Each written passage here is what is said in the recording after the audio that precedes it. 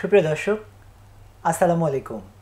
কাছে দূরে দেশে প্রবাসী যে যেখান থেকে আমাদের সঙ্গে সংযুক্ত হয়েছেন সকলকেই আন্তরিকভাবে শুভেচ্ছা ও ভালোবাসা জানাচ্ছি আপনাদের প্রিয় চ্যানেল প্যানভিশন টিভির স্বাস্থ্য বিষয়ক সরাসরি নিয়মিত আয়োজন শরীর ও মন অনুষ্ঠানের পক্ষ থেকে। সুপ্রিয় দর্শক, অনুষ্ঠানটি প্যানভিশন টিভির অফিসিয়াল ফেসবুক পেজ এবং ইউটিউব চ্যানেল প্যানভিশন হেলথ থেকে সরাসরি সম্প্রচারিত হচ্ছে। দর্শক, প্রতি সপ্তাহে নিয়ে আজ আমরা গুরুত্বপূর্ণ একটি রোগ নিয়ে আলোচনা করব।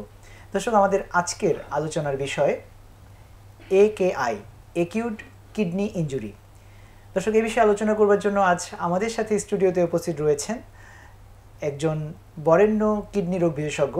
আজ আমাদের সাথে স্টুডিওতে অতিথি হিসেবে উপস্থিত রয়েছেন বাংলাদেশ মেডিকেল বিশ্ববিদ্যালয়ে নেফ্রোলজি বিভাগে সহযোগী অধ্যাপক হিসেবে কর্মরত আমাদের সকলের একান্ত শ্রদ্ধাভাজন doctor Kabir Hossain sir. Sir, আসসালামু আলাইকুম। আসসালামু আলাইকুম রহমতুল্লাহ। সবাইকে আন্তরিক শুভেচ্ছা ও মোবারকবাদ। স্যার, আপনাকে আন্তরিকভাবে শুভেচ্ছা জানাচ্ছি এবং ধন্যবাদ জানাচ্ছি আমাদেরকে সময় দেওয়ার জন্য। দর্শক, অনুষ্ঠানটি প্যানভিশন টিভির অফিসিয়াল ফেসবুক পেজ এবং ইউটিউব থেকে সরাসরি সম্প্রচারিত হচ্ছে।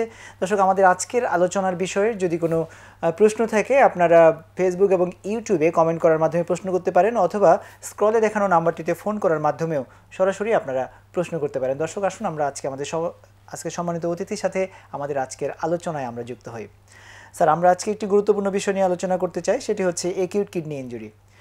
শুরুতেই স্যার আমরা যে বিষয়টি নিয়ে জানবো যে কিডনি আমাদের শরীরের একটি অপরিহার্য অঙ্গ। তো আমরা শুরুতেই জানবো যে আমাদের এই কিডনির ফাংশন বা কাজ কি। জি, ধন্যবাদ। আমরা সবাই জানি যে কিডনি হচ্ছে মানবদেহের একটি অত্যন্ত গুরুত্বপূর্ণ অর্গান।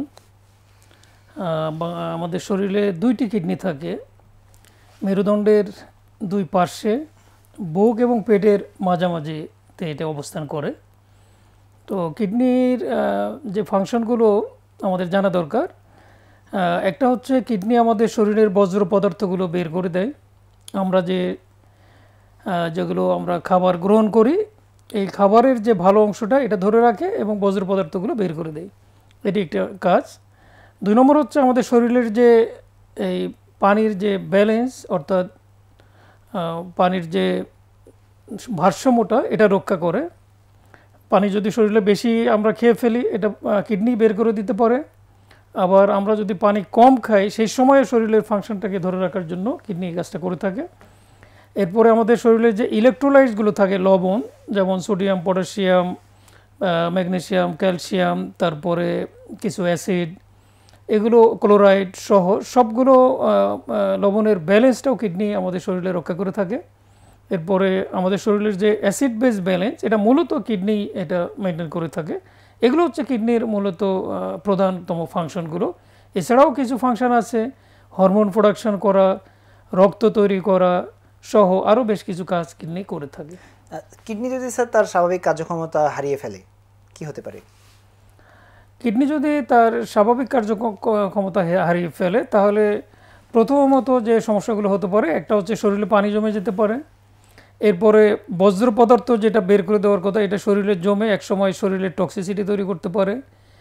মানুষের শরীরের যে নর্মাল যে ফাংশান, এটা ডিটোরেট করতে পারে। একটা বমি বমি ভাব হতে পারে, তারপরে দুর্বল লাগতে পারে, একসময় রক্ত শূন্যতা দেখা দিতে পারে, একসময় শ্বাসকষ্ট হয়ে রোগী আরও বেশি ডিটোরেট করে যেতে পারে। তারপরে অ্যাসিড বেজের যে ভারসাম্য এটা না থাকার কারণে আমাদের যে স্বাভাবিক কার্যক্ষমতা অথবা স্বাভাবিক যে আমাদের জীবন পরিচালনা, এটাও ব্যাঘাত হতে পারে। কিডনির এই অকেজো হওয়ার ধারাবাহিকতায় যদি আমরা কখনো তাকে মানে স্বাভাবিক পর্যায়ে নিয়ে আসার জন্য চিকিৎসা সঠিক সময় নিতে না পারি, এখান থেকে কি মৃত্যু হতে পারে?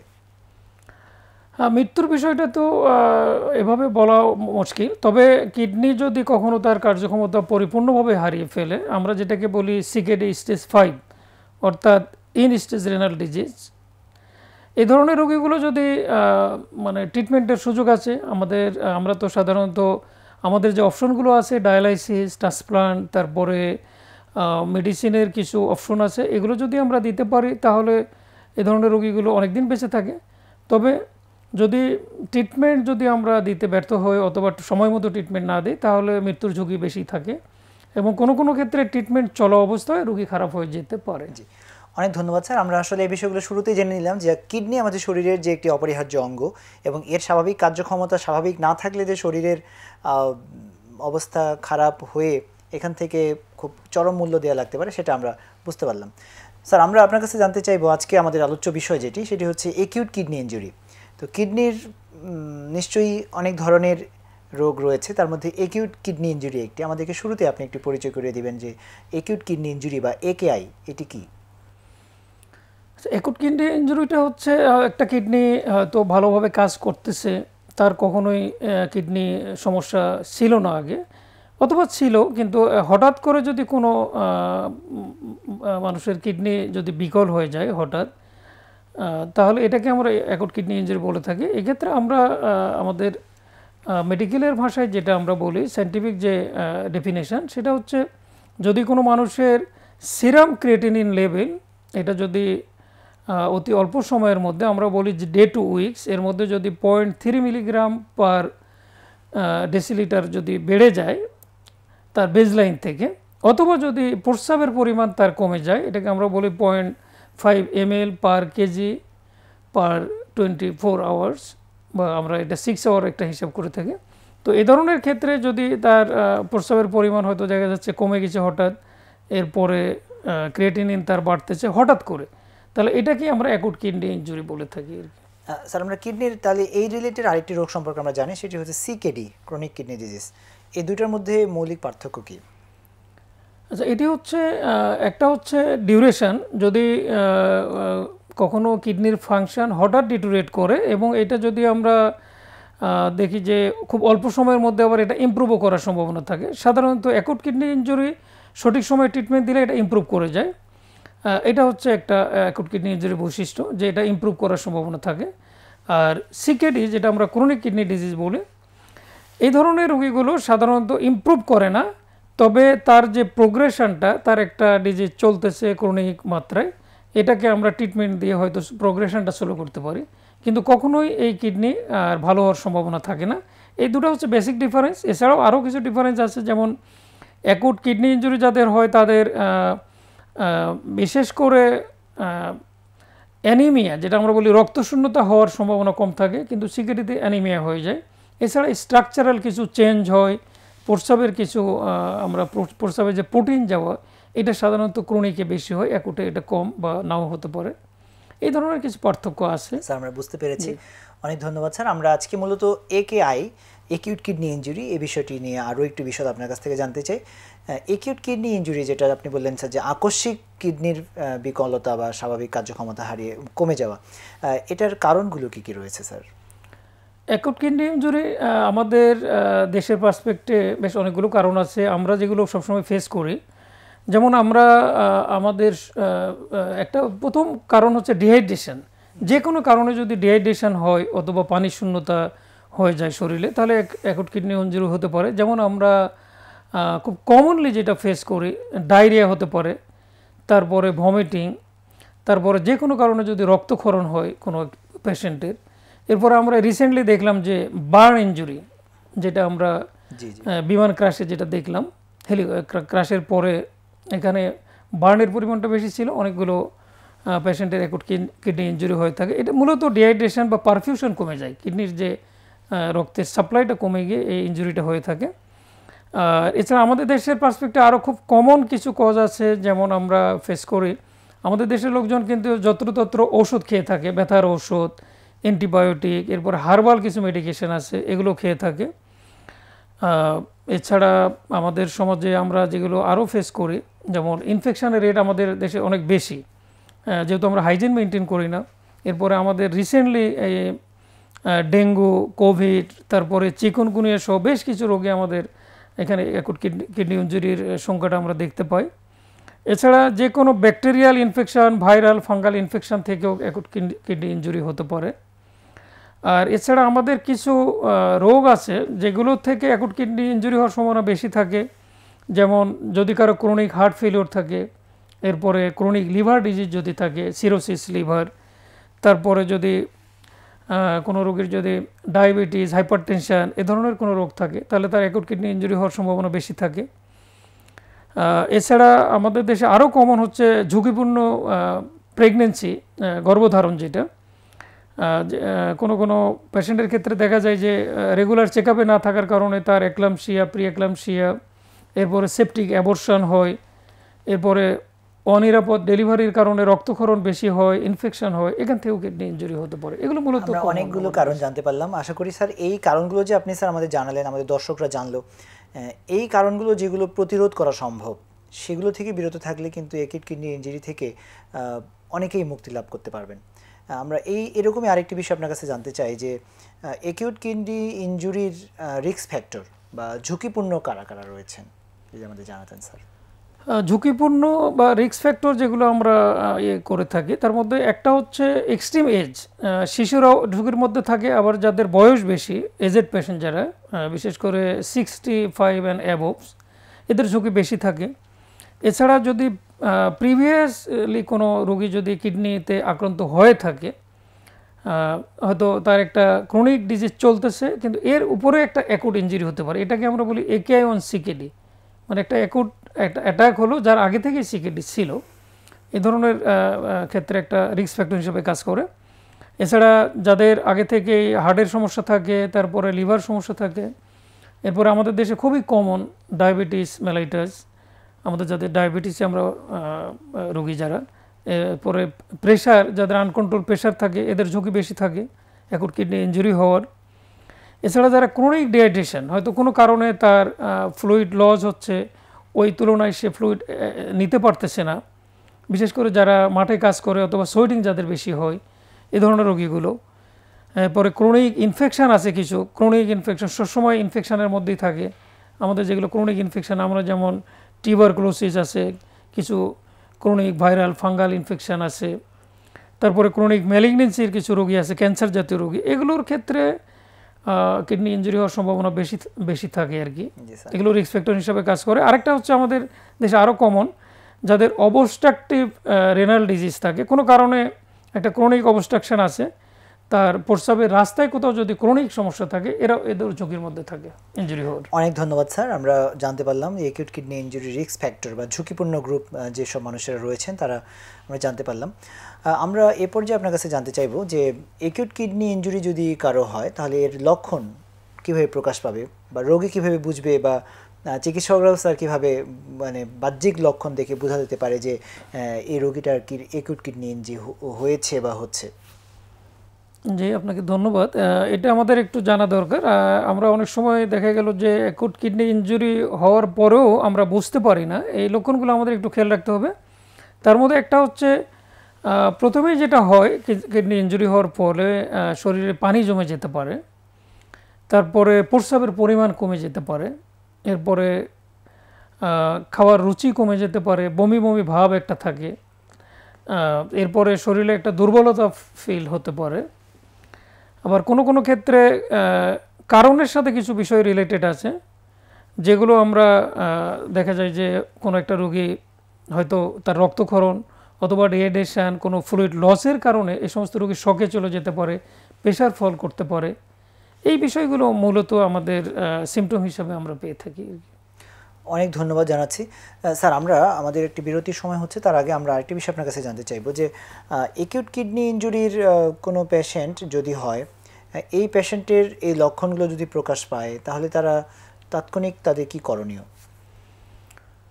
অ্যাকুট কিডনি ইনজুরি পেশেন্টগুলোর জন্য আমাদের সবচেয়ে যে জিনিসটা হাইলাইট করা দরকার বা আমাদের ট্রিটমেন্টের জন্য বা কিডনিকে রক্ষা করার জন্য যে জিনিসটা আমাদের বেশি কনসেন্ট্রেশন দেওয়া দরকার, সেটি হচ্ছে রোগ ডায়াগনোসিস। আমরা যদি আর্লি ডায়াগনোসিস করতে পারি এবং আর্লি ট্রিটমেন্ট দিতে পারি, তাহলে acute kidney injury almost 90 to 100% রোগীকে আমরা কিডনি ফিরে আনা সম্ভব এবং কিডনিকে ইনজুরি থেকে বাঁচানো যায় এবং কিডনি আগের মতো স্বাভাবিক হয়ে যেতে পারে। তো এই ক্ষেত্রে আমরা যেটা আমরা সাধারণত দেখে থাকি, ধরুন একটা রোগীর তার ইনজুরি কোনো কারণে ইনজুরি হলো, সেটা তার রক্তক্ষরণ হতে পারে, তার ইনফেকশান হতে পারে। এটা যদি আমরা সময় মতো ট্রিটমেন্ট দিতে পারি, রোগীকে ডায়াগনোসিস করে সময় মতো ট্রিটমেন্ট দিতে পারলে এই ধরনের রোগীগুলো কিন্তু সুস্থ হওয়ার একটা সম্ভাবনা থাকে। আর প্রিভেনশনের জন্য আমরা যে কাজটা করতে পারি, মানে কিডনি ইনজুরি যাতে কম হয়, এটার জন্য আমাদের যে কারণগুলো আমরা আলোচনা করলাম, বিশেষ করে আমরা যত্রতত্র ঔষধ কিনে খাওয়ার যে একটা টেন্ডেন্সি, এগুলো থেকে আমাদের থাকতে হবে, বিরত থাকতে হবে। এরপরে আমাদের যাদের ক্রনিক রোগ আছে এই রোগগুলোকে ট্রিটমেন্ট করা, একটা কন্ট্রোলে রাখার চেষ্টা করা। তারপরে আমরা বিশেষ করে আমাদের দেশে প্রেগনেন্সি রিলেটেড যে কারণগুলো আমরা আলোচনা করলাম, এই ক্ষেত্রে আমাদের আরও যদি আমরা সতর্ক হতে পারি, আমরা যদি ঝুঁকিপূর্ণ ডেলিভারিগুলোকে আমরা যদি এটা একটা এর মধ্যে আনতে পারি, একটা নিরাপদ ডেলিভারির মধ্যে, তারপরে যদি কোনো কারণে ইনফেকশান, রক্তক্ষরণ হয়, যদি আমরা তড়িৎ গতিতে এগুলো যদি ম্যানেজ করতে পারি, তাহলে আমরা ইনজুরির হাত থেকে রক্ষা করতে পারি। অনেক ধন্যবাদ জানাচ্ছি স্যার। স্যার, আমরা আমাদের সময় হলো একটি বিরতি, আমরা বিরতির পরে আবারও একই আলোচনায় ফিরে আসবো ইনশাল্লাহ। সুপ্রিয় দর্শক, আমরা আজকে গুরুত্বপূর্ণ আলোচনা শুনছি অ্যাকিউট কিডনি ইনজুরি এ বিষয়ক। দর্শক, আলোচনার মাঝে আমাদের সময় হলো একটি ছোট্ট বিরতির। আমরা বিরতির পরে আবারও একই আলোচনায় ফিরে আসছি ইনশাল্লাহ। ততক্ষণ আমাদের সঙ্গে থাকুন।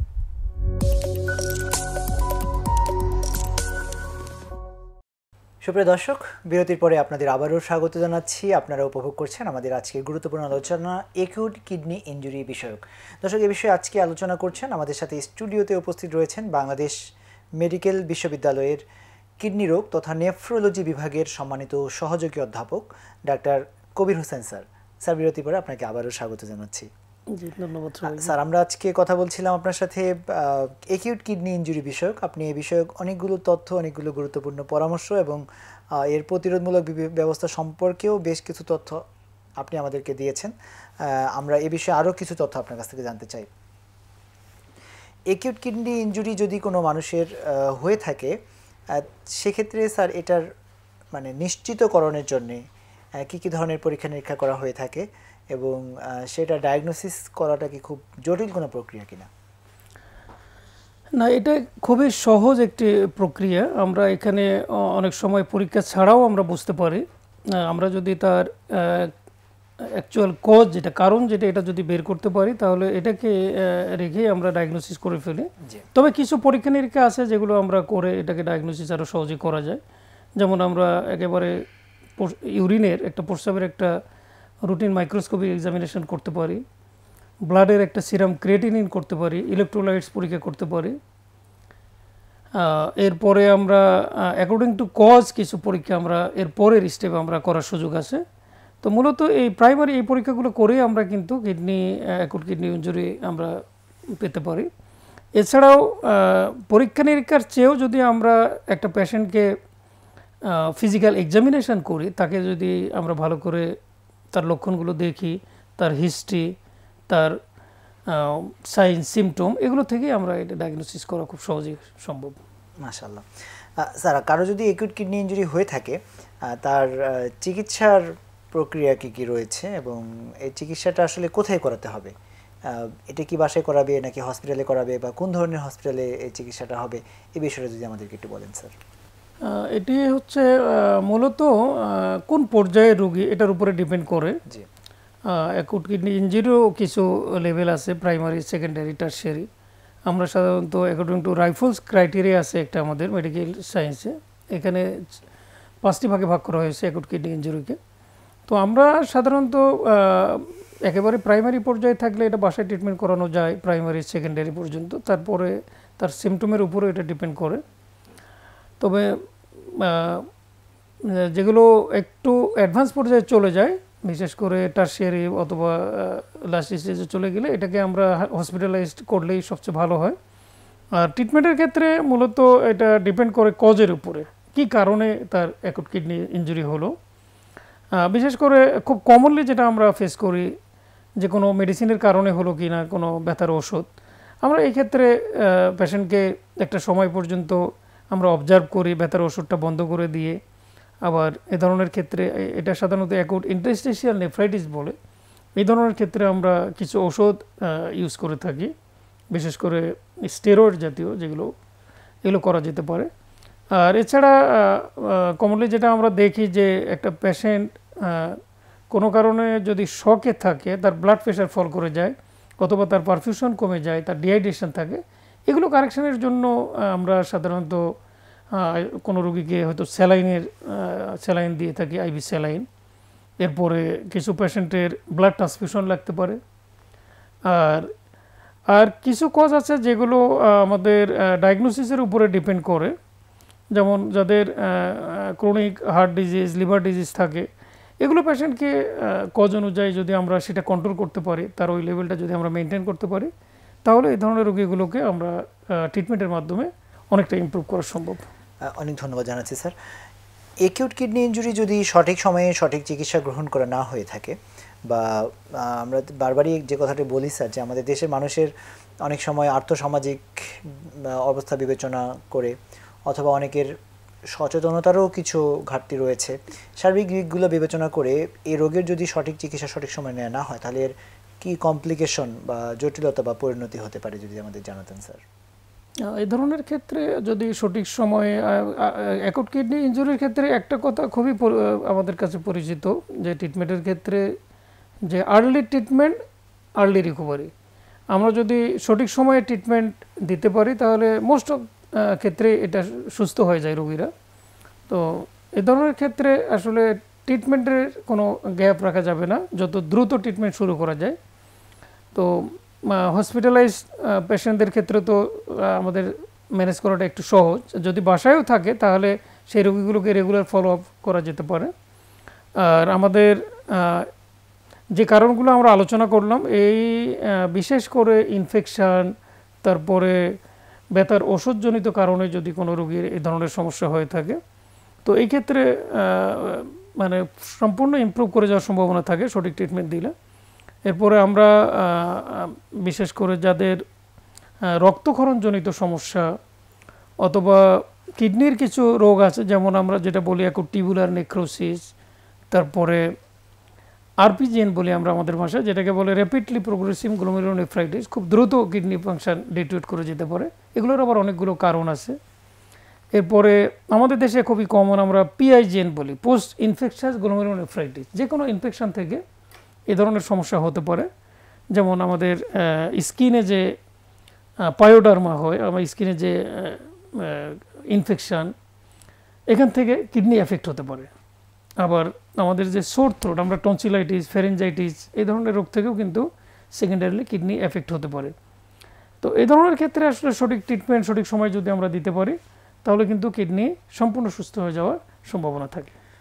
এখান থেকে স্যার পরিণতি কী হতে পারে যদি এটা সুস্থ হয়ে না যায়, বা সঠিক ব্যবস্থা যদি নেওয়া সম্ভব না হয় বা না নেওয়া হয়, সেক্ষেত্রে কি হতে পারে স্যার এখানে? আচ্ছা, এই ক্ষেত্রে যেটা হয়, যদি আমরা সঠিক সময় ট্রিটমেন্ট দিতে না পারি, তাহলে কিডনি সম্পূর্ণ বিকল হয়ে যাওয়ার একটা সম্ভাবনা থাকে।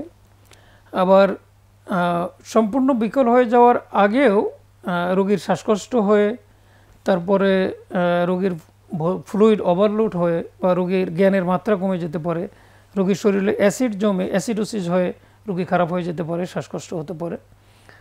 একটা পর্যায়ে যদি আমরা সঠিক ট্রিটমেন্ট না দিতে পারি, সময়ের ব্যবধানে এটা ক্রনিক কিডনি ডিজিজে চলে যেতে পারে, সম্পূর্ণ কিডনি বিকল হয়ে যেতে পারে। অনেক ধন্যবাদ জানাচ্ছি স্যার। শুরুতেই আপনি আমাদেরকে একেআই বা একিউট কিডনি ইনজুরি এবং সিকেডি বা ক্রনিক কিডনি ডিজিজ সেটা আপনি আমাদেরকে ধারণা দিয়েছেন। তো আমরা একটু স্যার একেআই সম্পর্কে অনেক কিছু জেনেছি, সিকেডি সম্পর্কে একেবারে বেসিক যে কথাটি না জানলেই নয়। আমাদের সাধারণ মানুষদের একটা ভয় কাজ করে, কিডনি রোগ যদি কারো হয়, বিশেষ করে সিকেডি যদি কারো হয়ে থাকে, অনেকের তো শুধু ঔষধে চিকিৎসায় অনেকে ভালো থাকেন অনেকে বলেন, আবার অনেকের ক্ষেত্রে ডায়ালাইসিসের প্রয়োজন হয়। তো অনেকে মনে করেন যে যদি কারো ডায়ালাইসিস শুরু করা হয়ে থাকে, ইভেন একেআর ক্ষেত্রেও স্যার অনেক সময় আপনারা ডায়ালাইসিস সাজেস্ট করে থাকেন। তো মানুষের একটা প্রশ্ন আছে যে যদি ডায়ালাইসিস কারো একবার দেয়া লাগে, তো সারা জীবনে ডায়ালাইসিস চালাতে হবে কিনা, তো এই বিষয়টা সম্পর্কে যদি একটু বলেন স্যার। এক্ষেত্রে ডায়ালাইসিসের বিষয়টা ডিপেন্ড করে কারণের উপরে। যেমন যদি এটা একেআই হয়, তাহলে ডায়ালাইসিস দেওয়ার একটা পর্যায়ে রোগী ইমপ্রুভ করে যেতে পারে। হয়তো অ্যাকুট কিডনি ইনজুরির কিছু পেশেন্ট একটা পর্যায়ে তার সিভিয়ার রেনাল ফেলিওর হয়ে গেল, একসময় ডায়ালাইসিস লাগলো, তারপরে ধীরে ধীরে কিডনি ফাংশনটা এটা রিগেইন করে, রিকভারি করে। তো এই রোগীগুলোর হয়তো একটা পর্যায়ে গিয়ে ডায়ালাইসিস আমরা বন্ধ করে দেওয়ার সুযোগ থাকে। কিন্তু যে পেশেন্টের ক্রনিক কিডনি ডিজিজ বা অলরেডি সিকেডি স্টেজ 5-এ চলে গেছে, ইন স্টেজ রেনাল ডিজিজ যেটা বলি আমরা, সম্পূর্ণ কিডনি যেটা বিকল হয়ে যাও, এই ধরনের রোগীগুলোকে ডায়ালাইসিস ডিপেন্ডেন্ট বলি আমরা। তার ডায়ালাইসিস করে যেতে হবে। সপ্তাহে 3 দিন করে ডায়ালাইসিস আমরা অ্যাডভাইস করে থাকি এবং এটাই নিয়ম। এটার একটা বিকল্প আছে, সেটা হচ্ছে কিডনি ট্রান্সপ্লান্ট করা যেতে পারে। যদি কোনো রোগী ডায়ালাইসিস দিতে না চায়, ট্রান্সপ্লান্ট করতে পারলে রোগীর কোয়ালিটি অফ লাইফও ইমপ্রুভ করে, রোগী আরও ভালো থাকে। ট্রান্সপ্লান্ট করার পরে কিছু রোগীর কগনিটিভ ফাংশন ইমপ্রুভ করে। এই জন্য ট্রান্সপ্লান্টকে এখন বলা হয় যে মানে সিকেডি রোগীদের মডার্ন ট্রিটমেন্ট, সবচেয়ে ভালো ট্রিটমেন্ট হিসেবে আমরা এখন এটাকে ধরে থাকি। আমরা এবং সাধারণ মানুষেরা স্যার অনেকেই রেনাল ট্রান্সপ্লান্ট মানে কিডনি প্রতিস্থাপন সম্পর্কে অনেকেরই ধারণা আছে। কিডনি প্রতিস্থাপন বাংলাদেশে কীরকম হচ্ছে স্যার, বা এটার আউটকাম কীরকম, এই বিষয়টা সম্পর্কে আমাদের দর্শকদেরকে ধারণা দিবেন কিনা স্যার? যে কিডনি ট্রান্সপ্লান্ট বাংলাদেশে বেশ কয়েকটা সেন্টারে আমরা করে থাকি। বিশেষ করে আমাদের বাংলাদেশ মেডিকেল ইউনিভার্সিটি, যেটাকে আমরা পিজি হাসপাতাল বলে থাকি, এখানে ট্রান্সপ্লান্ট হয়। তারপরে প্রাইভেটে কিডনি ফাউন্ডেশন আছে মিরপুর, এখানেও রেগুলার কিডনি ট্রান্সপ্লান্ট হয়। এরপরে শ্যামলীতে সিকেডি হাসপাতালে আছে একটা, এটা সবাই কামরুল স্যারের হাসপাতাল নামে পরিচিত, প্রফেসর, উনিও রেগুলার ট্রান্সপ্লান্ট করে থাকে। এছাড়া আরও কিছু প্রতিষ্ঠান আছে যেগুলোতে ইরেগুলার হয় তবে ট্রান্সপ্লান্ট হয়, যেমন নিকডু, ন্যাশনাল কিডনি ইনস্টিটিউট, তারপরে বারডেম হাসপাতাল, ঢাকা মেডিকেল কলেজ, এরপরে অ্যাপোলো ইউনাইটেড, এগুলো তো মাঝে মাঝে ট্রান্সপ্লান্ট হয়, তবে এগুলো ইরেগুলার। এখন পর্যন্ত স্যার এগুলো তো ঢাকা বা রাজধানীর মধ্যেই এই সেবাটা এখন পর্যন্ত চালু আছে এবং সীমাবদ্ধ রয়েছে। এবং স্যার আপনাদের কাছে নিশ্চয়ই সিকেডির অনেক রোগী অনেকদিন ধরেই চিকিৎসারত ছিল, তারা এক সময় কিডনি ট্রান্সপ্লান্ট করার সিদ্ধান্ত নিচ্ছেন বা নিয়েছেন। এই ট্রান্সপ্লান্ট করার পরে রোগীদের আউটকাম কীরকম পাচ্ছেন স্যার? ট্রান্সপ্লান্টের পরে অ্যাকচুয়ালি রোগীর আউটকামটা ডিপেন্ড করে অনেকগুলো ফ্যাক্টরের উপরে। বিশেষ করে ট্রান্সপ্লান্ট সার্জারিটা যদি ভালো হয়ে থাকে, এরপরে যদি আমরা কিডনি ফাংশনটা ভালো থাকে, এরপরে রোগীর কিছু বিষয় আছে, রোগীর ওষুধ যদি রোগী রেগুলার মানে না খায়, তাহলে রোগীর ট্রান্সপ্লান্টের যে রেজাল্ট, যে আউটকাম, এটা আমরা অনেক সময় দেখা যায় যে রোগী খারাপ হয়ে যায়। বিশেষ করে আমরা বাংলাদেশে জনগণ মনে করে যে ট্রান্সপ্লান্ট করা মানে একটা নতুন কিডনি আমি লাগাই নিলাম, আগের মতোই হয়ে যাবে। আসলে বিষয়টা এরকম না। ট্রান্সপ্লান্ট কিডনিকে ভালো রাখার জন্য অনেক ধরনের মেডিসিন খেতে হয় এবং অনেকগুলো বিষয় আমাদের মেনে চলতে হয়, বিশেষ করে যাতে ইনফেকশন না হয়, তারপরে হঠাৎ যাতে কিডনিটা বিকল হয়ে না যায়, এই জন্য অনেকগুলো বিষয় আমাদের মেনে চলতে হয়। তো এই ক্ষেত্রে যেটা দুটা জিনিস সবচেয়ে বেশি ইম্পর্টেন্ট, একটা হচ্ছে হাইজিন মেনটেন করা, রোগীকে ন্যাচারাল যে ইনফেকশনগুলো এগুলো অ্যাভয়েড করা, আর আমরা যে কিডনিকে বাঁচানোর জন্য ইমিউনোসাপ্রেসিভ মেডিসিন বলি আমরা, যে ওষুধগুলো দিই, 3-4 ধরনের ওষুধ খেতে হয়। তো এই ওষুধগুলো রেগুলার একসময় রোগীরা খেতে খেতে অনেক সময় বন্ধ করে দেয়, এটাই তখন রোগীর জন্য সবচেয়ে বেশি হার্মফুল হয়। কিডনিটা হঠাৎ রিজেকশন হয়ে যায়, কিডনি ফেলিওর হয়। এগুলো ফ্যাক্টরগুলো সামনে রাখলে আসলে বাংলাদেশে যারা সচেতন, যারা রেগুলার এগুলো মেনটেন করতে পারে, তাদের কিডনি ভালো থাকে। অনেকেই 5-10 বছর, অনেকে 20 বছর পর্যন্ত ভালো আছে কিডনি, আবার কারো ট্রান্সপ্লান্টের পরে 6 মাসও খারাপ হয়ে যাচ্ছে। এটা ভেরি করে আর কি রেজাল্টটা, আউটকাম। অনেক ধন্যবাদ। আমরা গুরুত্বপূর্ণ বিষয়টি আপনার কাছে জানতে পারলাম। আমরা আসলে স্যার দেখতে দেখতে আমাদের আলোচনারও সময় প্রায় ফুরিয়ে এসেছে। আমরা আপনার কাছে এখন জানতে চাইবো, আমরা আজকে যে বিষয়টি নিয়ে কথা বলছিলাম, AKI বা অ্যাকিউট কিডনি ইনজুরি, এটার আপনি অনেকগুলো কারণ, লক্ষণ, রিস্ক ফ্যাক্টর অনেক কিছু জানিয়েছেন এবং সেখান থেকে বাঁচারও কিছু পথ আপনি বলেছেন। আমরা একটু সারমর্ম আকারে আপনার কাছে জানতে চাই যে অ্যাকিউট কিডনি ইনজুরি থেকে বাঁচার জন্য প্রতিরোধমূলক কোনো কী ব্যবস্থা নেওয়া যেতে পারে?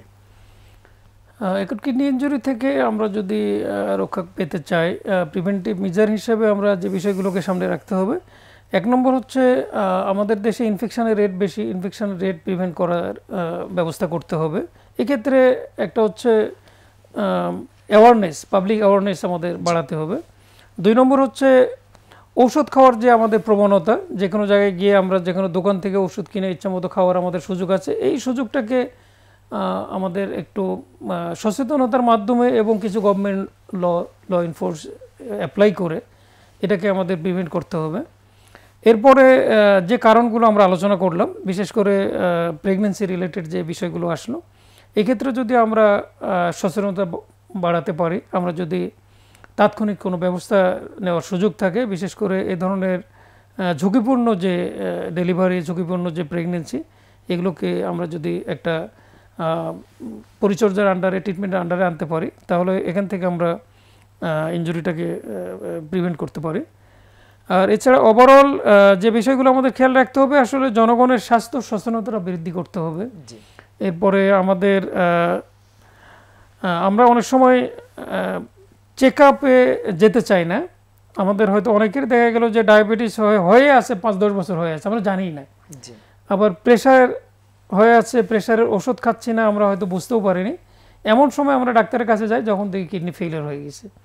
তো এক্ষেত্রে রেগুলার চেক আপ, আমরা আমাদের ভাষায় বিশেষ করে নেফ্রোলজি কিডনি রোগীদের জন্য একটা সিম্পল ইউরিন টেস্ট যদি আমরা করি, অনেক রোগ ডায়াগনোসিস করা যায় এবং এখান থেকে রোগীগুলোকে রোগীর কিডনিটা সেভ করা সম্ভব হয় আমাদের। এই জন্য এই 1-2টা পরীক্ষা, একটা সিম্পল ইউরিনারি আর সিরাম ক্রিয়েটিনিন, এই দুটো যদি আমরা 6 মাস বছরে একবার, এগুলো তো স্যার এখন জেলা উপজেলা পর্যায় পর্যন্ত হয়। হ্যাঁ, সব জায়গায়, সব ছোটখাটো। অনেক ধন্যবাদ জানাচ্ছি স্যার। আমরা আলোচনার একেবারেই শেষ পর্যায়ে চলে এসেছি। সর্বশেষে আপনার কাছ থেকে আমাদের দর্শকদের জন্য মূল্যবান পরামর্শ কি থাকবে কিডনিকে ভালো রাখার জন্য?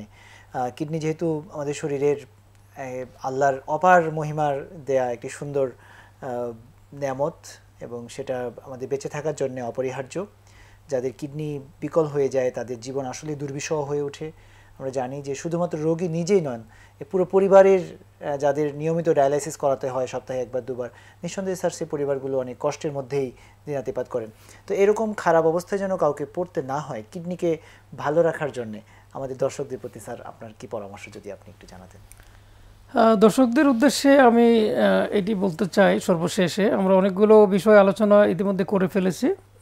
আমাদের বিশেষ করে আমাদের দেশে ডায়াবেটিসের রোগীর সংখ্যা দিন দিন বেড়েই চলছে। তো ডায়াবেটিস রোগীদের ক্ষেত্রে আমরা যদি সচেতন হই, ডায়াবেটিস কন্ট্রোলের ক্ষেত্রে, আর্লি ডায়াগনোসিসের ক্ষেত্রে, কিডনি বিকল হওয়ার আগেই যদি আমরা এই ডায়াবেটিসকে সঠিক নিয়ন্ত্রণে আনতে পারি, তাহলে অনেক ক্ষেত্রে আমরা কিডনি বিকল হওয়া থেকে আমরা রক্ষা পেতে পারি। আর আরেকটা হচ্ছে আমাদের দেশে যে ব্যথার ওষুধ খাওয়ার যে প্রবণতা, এবং একটু সমস্যা হলে আমরা অ্যান্টিবায়োটিক দোকান থেকে কিনে খাই, দোকান থেকে ওষুধ কিনে খাওয়ার প্রবণতা আমাদের এখান থেকে বের হয়ে আসতে হবে। এই সচেতনতা আমাদের বাড়াতে হবে। তো সর্বোপরি আমি দর্শকদের উদ্দেশ্যে যেটা বলবো যে স্বাস্থ্য সচেতনতা বাড়াতে হবে, রেগুলার চেক আপে থাকতে হবে আমাদের। আমরা যারা বিশেষ করে 40-এর উপরে যাদের বয়স চলে যায়, তাদের regular diabetes, pressure check up, তারপরে নর্মাল যে রুটিন পরীক্ষাগুলো, এগুলো প্রতি 6 মাস 1 বছর পর পর আমাদের করা দরকার। তাহলে আমরা সুস্থ থাকতে পারবো ইনশাল্লাহ। অনেক ধন্যবাদ জানাচ্ছি স্যার আপনার মূল্যবান সময় থেকে আমাদেরকে সময় দিয়ে মূল্যবান কথাগুলো আমাদের সামনে বলে আমাদের দর্শকদেরকে এই গুরুত্বপূর্ণ তথ্যগুলো শেয়ার করবার জন্য আপনাকে অনেক ধন্যবাদ। জি, আপনাকে অনেক ধন্যবাদ, দর্শকদেরকেও ধন্যবাদ এবং সবাইকে আন্তরিক মোবারকবাদ এবং শুভেচ্ছা। আর দর্শক, ধন্যবাদ আপনাদেরকে। আপনাদের ভালোবাসা এবং আপনাদের উচ্ছ্বাস পাওয়ায় প্যানভিশন টিভি এগিয়ে চলছে আমাদের এই শরীর ও মন অনুষ্ঠান। আমরা প্রতি সপ্তাহে একটি গুরুত্বপূর্ণ রোগ নিয়ে আলোচনা করছি দর্শক। এর ধারাবাহিকতায় আজকে আমাদের শরীরের অত্যন্ত গুরুত্বপূর্ণ অপরিহার্য অঙ্গ কিডনির রোগ নিয়ে আলোচনা করলাম এবং সেই সাথে আমাদের আজকের অতিথি কিডনি ভালো রাখার জন্যে গুরুত্বপূর্ণ পরামর্শ দিয়েছেন। আসুন আমরা এই পরামর্শগুলোর আলোকে সুস্থ থেকে নিজেরা, সুস্থ থাকুক আমাদের কিডনি, সুস্থ থাকুক আমাদের পরিবারগুলো, সকলেই সুস্থ, সুন্দর, সুখী এবং সমৃদ্ধ জীবন উপভোগ করি। দর্শক, পরবর্তী পর্বে ভিন্ন কোনো একটি বিষয় নিয়ে আবারও দেখা হবে একই স্টুডিওতে, একই চ্যানেলে। ভালো থাকবেন, সুস্থ থাকবেন। আল্লাহ হাফেজ। আসসালামু আলাইকুম।